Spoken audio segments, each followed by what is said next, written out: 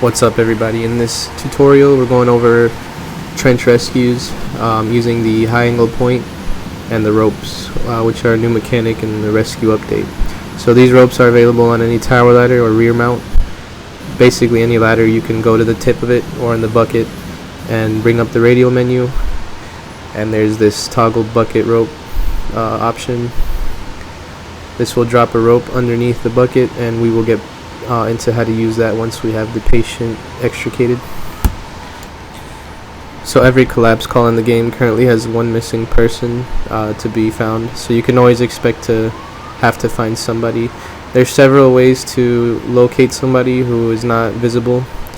One is if you look for blood markings that may be around the area where the patient is. If there's no blood, if you are near the patient, the H to bring up the EMSUI option will show up at the bottom of the screen.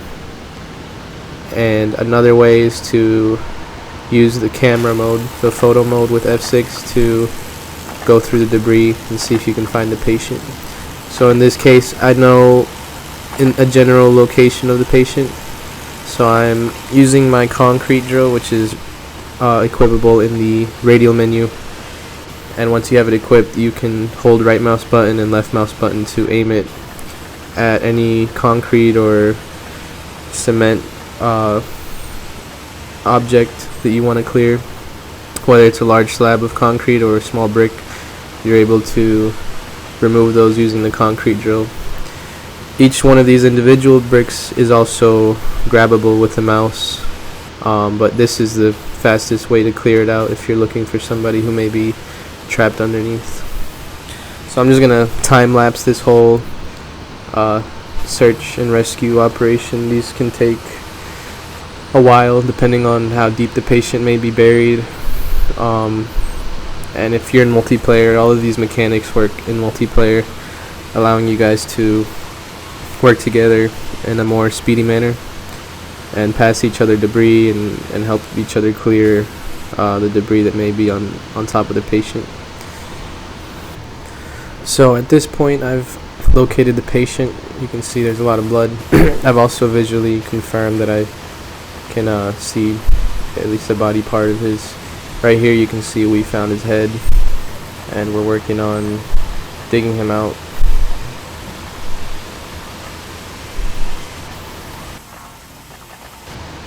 So at this point you can see we've got him pretty much freed.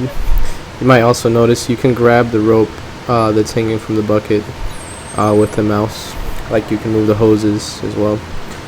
So we've got this Stokes basket nearby. We're going to go ahead and move the patient near the Stokes basket and move him onto it.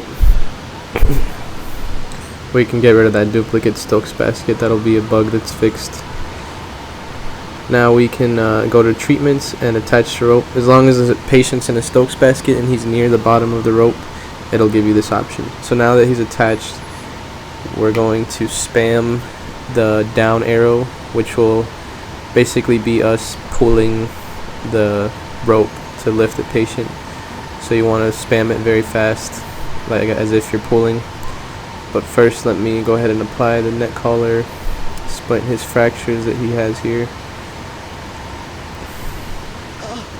bandage his lacerations. So now our patient is stable for us to go ahead and move him. So now we'll spam that down arrow until he's about leveled with the ground.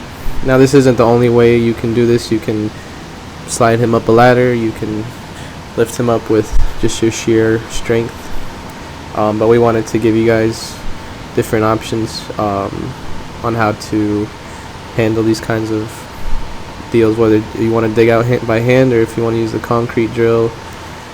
It's up to you. So these are all dynamic calls. They'll never be the same. The debris will never be in the same place. Neither will the patient, and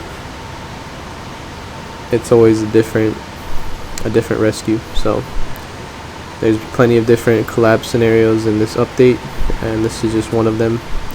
So now once our patient is as high as we want him, we can go ahead and grab him off the rope, and we'll take him to EMS. So that's how you do a trench rescue, and use the ropes and the high points. The more you know.